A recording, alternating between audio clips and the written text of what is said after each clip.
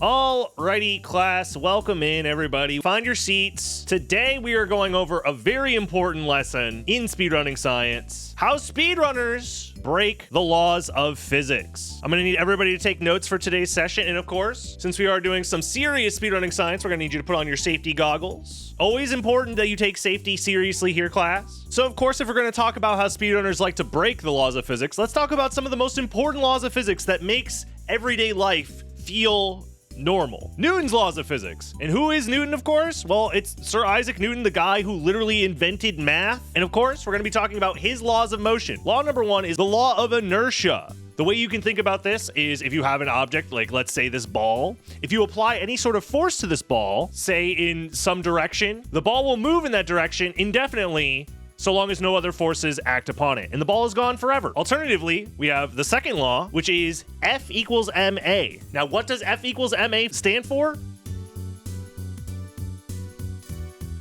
Does it stand for Full Metal Alchemist? We'll get there. This is the idea that force, mass, and acceleration are all related to each other. If we wanted to find, let's say, the acceleration without the mass, all you have to do is divide both sides by m. Mathematically, the m's cancel out, and now you know force over mass equals your acceleration. That's the second law, F equals ma. And the third law, everyone knows this one very well, is the law of equivalent exchange. This law is probably the most important law of them all, and it's the law that we are going to be talking about today. So for example, if you have an object, when you apply some sort of force to it, some sort of opposite force needs to exist as well. A lot of us experience opposite forces with the normal force. The normal force is this directional force going up that counteracts the weight force due to gravity, due to your thick ass sitting in your chair right now. Another example of a opposite force would be the friction that exists when you apply a force to an object in one direction. The friction force will oppose it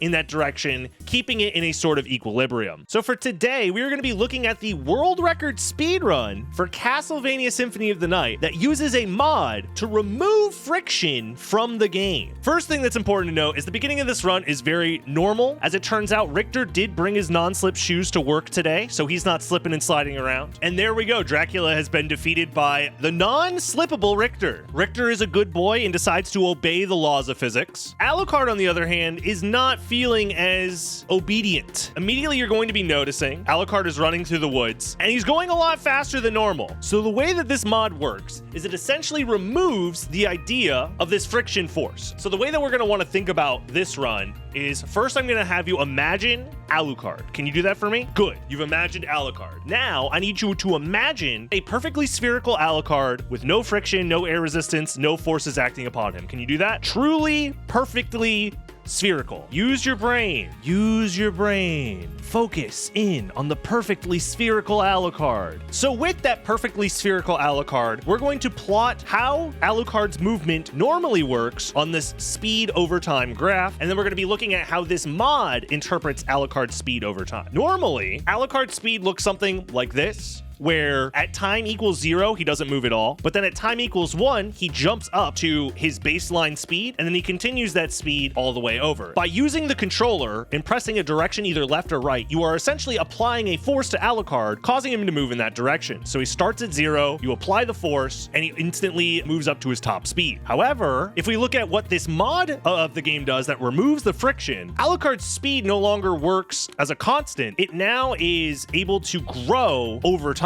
Every single frame, you are essentially applying a movement force onto Alucard over and over and over again, causing his movement speed to continue to rise. So if you have invested in Alucard's movement speed as a speculative asset in the stock market, you're making hella bank right now. With the basics out of the way, we can now describe the speedrun specifically and how it takes advantage of the lack of friction. So immediately we're noticing that Alucard is gaining speed as he walks forward, but also taking advantage of the fact that he maintains that speed even when in specific animations, like using the Alucard Sword Special. The Alucard Sword Special completely removes Alucard, makes him invincible for a short period of time while he does this animation. So he's invincibly sliding through these enemies while maintaining that speed. This next room is really important for all speedruns of Symphony of the Night. This is, of course, the room where death normally takes away all of Alucard's gear. However, if you're able to go through the room before the cutscene actually starts, death doesn't have enough time to actually take away your gear, and you get get to move on to the other side, go up here, jump over, and you're fine. So in this mod, we have Alucard over here, who's been gaining a ton of speed. When you're gaining speed against a solid object, the solid object keeps you in place. However, the actual speed value that Alucard has is stored such that as soon as Alucard jumps, all that speed instantly zooms him over, and Alucard is able to completely zoom past this room fast enough that Death never has the chance to see what the hell Alucard is doing and take away his gear. And now we have to deal with the fact that we have a ton of momentum going up against that wall. And as we saw earlier, if you apply a force to Alucard in a specific direction, like going to the left, as long as I'm holding left, I'm continuously applying that force and I'm gaining speed,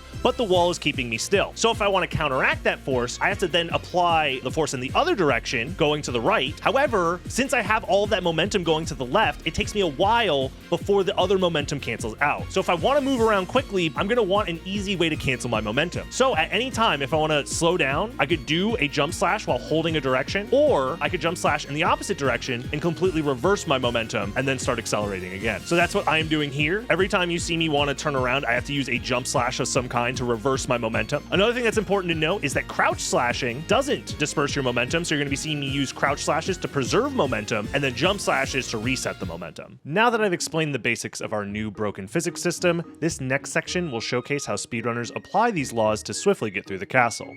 Well, mostly. Here comes a very interesting speedrunning technique. I gain some speed, I'm holding up so I can start charging the Tetra Spirit spell. I wait until I land on the ground, use the Tetra Spirit. The invincibility from the Tetra Spirit allows me to move past the boss fight with Sagar and Gaibon, and then I use jump slashes to turn around to try and kill the bosses as quickly as I can, while I have the spirits also helping me do damage. Moving on from there, we have more precise platforming and more examples of using the Alucard Sword Special for invincibility, and we now move on into the next section of the run, into the Marble Gallery. Here's a fun Alucard Sword Special. Not only does it have Alucard disappear, but it also keeps Alucard's vertical spacing intact, such that you're able to use the Alucard Sword Special and essentially float in midair, and we can slide on into the next part of the run. Very importantly, I do stop here to grab the stopwatch sub-weapon. That sub-weapon will be important for the next part of this run coming up in just a second, but here's a great showcase of how much speed we can gather in this run. And very importantly, right before going through these red doors, I do cancel my momentum for a very specific reason. If you have too much speed in one direction and you go through a red door, you completely zip past the load zone, and it doesn't give the game enough time to load in the correct tile set. So if you don't slow down before these area transitions, you end up in a LSD infused nightmare zone with skulls looking like that you'll never recover from. So instead of entering the nightmare hell zone, we actually enter the outer wall. Here I immediately turn around, do a jump that isn't normally possible to grab this garnet for a glitch that will be coming up later, and then enter the boss fight with the doppelganger. Here we slide to the other side of the room while the doppelganger is entering the boss arena. And the strategy I came up with for dealing with the doppelganger is using the stopwatch to freeze him in place, and then I'm able to use jump slashes to kill him very efficiently. And for this next section, we have more precise platforming, constantly changing my momentum using the jump slashes. I then activate the elevator so I can enter this area and grab the Soul of Wolf. The Soul of Wolf is a very important relic that is going to be used really soon. We're sliding through Marble Gallery here with a ton of momentum, and optimizing which enemies to kill and at what speeds is a huge portion of saving time in this section. And by optimizing that speed, I actually was able to get into the clock room in under 7 minutes on PlayStation, much faster than the regular PlayStation speedrun ever would be able to. Here I utilize the ability to dive kick out of a transformation. It's the whole reason we picked up the wolf transformation in the first place. And this is where things get very tricky. We don't have a lot of space to do this type of platforming. That downward slope makes it very awkward to do the jump slash momentum cancel. So instead I opt to essentially cancel my momentum manually by just holding the other direction. It's a little bit slower, but it is more consistent, which is why I went for it. And here we are trying to follow a very similar route to the normal any percent speedrun, which means our next goal is getting the mist transformation, so that way we can get the bat transformation. And this is another interesting fight. Because there is no friction, entering the cutscene forces us against the wall. So here I just turn around and slash the Minotaur while he's standing still. I wait for the werewolf to walk over to me. I use the Tetra Spirit spell to help give me a little bit of extra damage. Tried to be invincible using the Alucard Sword Special to get to the other side of him. He was a little bit of a jerk, so we had to do a little bit of slashing each other until one of us died. There I was gaining momentum during the cutscene, waiting for the cutscene to start, and then immediately jumping with all the momentum I have to leave the room as soon as possible. And all of this is so I can grab the Form of Mist. But we're not done in the Coliseum yet. Use a little bit of invincibility from the Alucard Sword Special to grab the Shield Rod. If you combine the Shield Rod with specific shields, you get very powerful effects. And since we kept our Alucard shield from the start of the run, we're going to combine the Shield Rod with the Alucard shield for a very, very powerful spell. With the newly acquired Shield Rod in hand, I warp to the Long Library using my library card. Here, I intend to continue breaking the laws of physics, but I also want to start breaking the game itself. There, I set up for a jump and then use the Mist and Wolf transformations to help maintain my height, and then the Mist transformation to move up into the left to make it onto this platform so I can grab the Fairy Card Relic. We're making our way towards the librarian shop, and we already have a ton of momentum going to the left. If we remember, specifically Newton's first law, the law of inertia, that momentum is going to stay applying to Alucard unless some other force acts upon us. So with all that momentum going to the left, we're now going to activate the Fairy Card. The Fairy's going to come in and start talking to us, and all it takes is for us to jump, and we zoom towards the librarian. Because we're talking to the librarian whilst moving into him mid-air, Alucard just floats there, which is very funny. Here we're doing the classic shop glitch. The idea behind this glitch is I tell the librarian I'm going to sell him 1 garnet, and then right before I sell it to him, I take the garnet and put it in my pocket. He then buys the garnet from me, but I have 0 garnets on the table. That underflows the amount of garnets from 0 to negative numbers, and this game doesn't allow for negative numbers, so instead it underflows to 255. We sell a bunch of those garnets, so we have a ton of money. We buy library cards, we buy mana prisms, and we buy the duplicators, so we have infinite usage of our single-use items. I then apply the Shield Rod spell to the Alucard shield. Now whenever I hold my shield out and touch an enemy with it, I should be doing damage to them, and I should be invincible. This is going to showcase the power of the Alucard shield. We simply slide and make sure that the shield is inside the Lesser Demon the whole time, and the Lesser Demon disintegrates. We then use the Mist Relic to move past that Mist Gate, grab the Soul of Bat, immediately library card out. In a normal speedrun, at this point, we would be using the Soul of Bat to wing smash because it's normally the fastest form of movement. But in this mod, it's actually faster when you don't have any friction to just walk places. Now that I have the Soul of Bat, this would be a great time to explain how this weird frictionless world interacts with our new furry form. The bat form itself maintains whatever horizontal momentum that has been applied to it previously.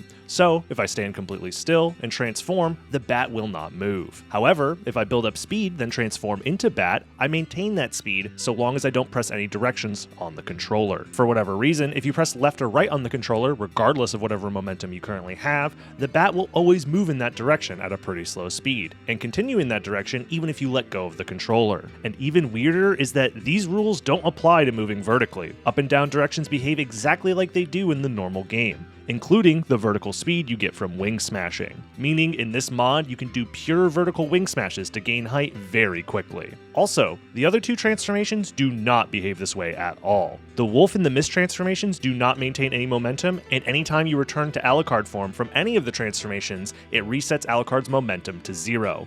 All of this will be very important for this broken speedrun. Here again, utilizing the Alucard shield to get past some tricky enemies, using the Mist to cancel our momentum, otherwise we wouldn't be able to fit through here. And here's a very important part of how momentum can completely break a speedrun. We are jumping into this door. This door is supposed to block us from leaving the boss room. However, you might notice in the bottom left-hand corner, that's us. Why are we down here? Well, we moved so fast that by jumping into this door, once the door's hitbox fully loaded in, it essentially clipped us down into the floor because Alucard's hitbox and the door's hitbox overlapped. And in this game, whenever hitboxes are overlapping like this, the game will constantly zip you downwards to try and get you back in bounds. It actually ends up pushing us out of bounds. We then move through the screen transition with the Mist transformation, and then we fly to the other side, essentially skipping Karasamon and that boss fight entirely. Here we're going to be performing a very well-known glitch in Symphony of the Night known as Richter Skip. However, the way we have to perform it in this modded version of the game is very particular.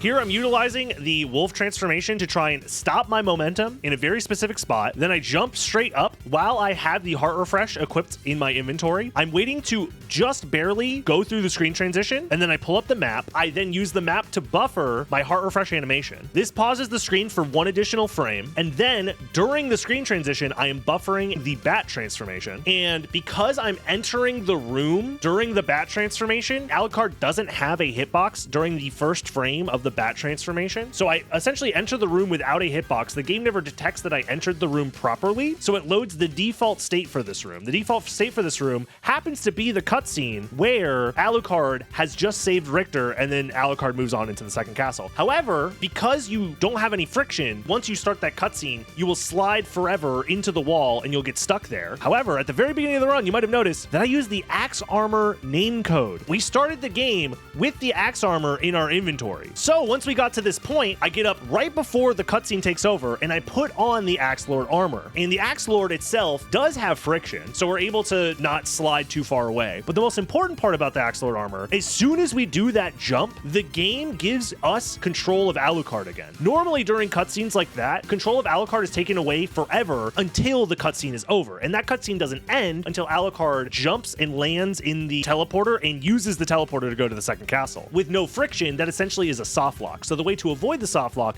is by putting on the Axe Lord armor and then taking it off to give us control again. Here, I use the Shield Rod spell because if you go through the cutscene where you save Richter, it disables the Shield Rod spell. But also important to note, Shield Rod spells cancel your momentum as well, making it easier to enter this warp, which loads us into the second castle. And now from here, there's not much stopping us from going to the end of the game. We're essentially just trying to give ourselves momentum, transform into bat in places where we need to fly upwards, and get towards the end of the game. And here we have another boss, just trying to make sure the shield is inside of Medusa's butt for as long as possible. And this section is the whole reason we got the Power of Mist, is because getting through this section without Power of Mist is very, very difficult. There's tons of enemies everywhere, and it's very difficult to control Alucard's momentum. So instead, I decided, you know what? I'm just going to be an invincible gas cloud, and no one's going to mess with me. We do this so that way we can enter the Inverted Colosseum. And here in the Inverted Colosseum, we do take advantage of the momentum that we got from walking in that direction. We have that momentum stored,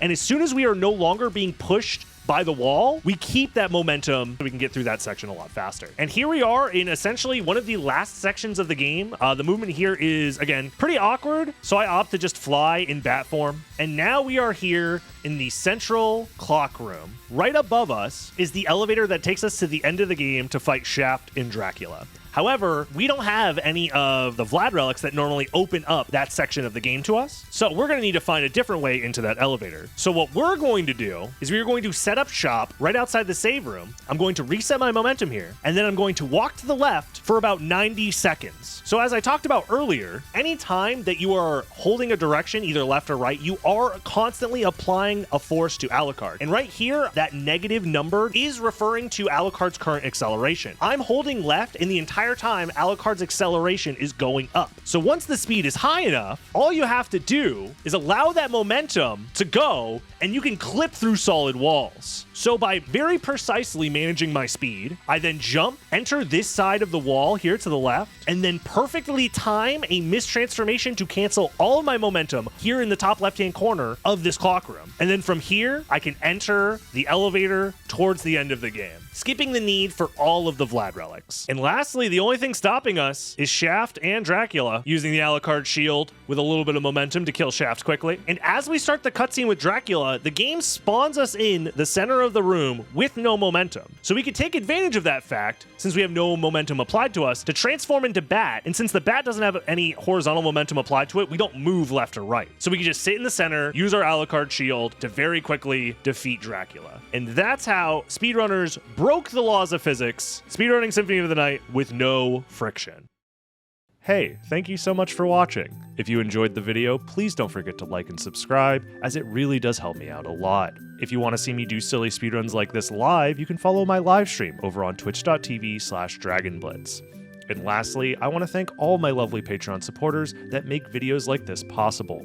Your support is the reason I don't shove sponsored ads in the middle of these videos. And I want to give a special thanks to my higher tier patrons, including Microb, Henry Davis, Grave Cactus, Nanoseed Production Company, Barnabas DeGray, Minus X, Soma Jean, TJ Foster, Atomic Dracula, Suchioto, Kenneth, Joachim Palm, WJB, and Brett Yingling.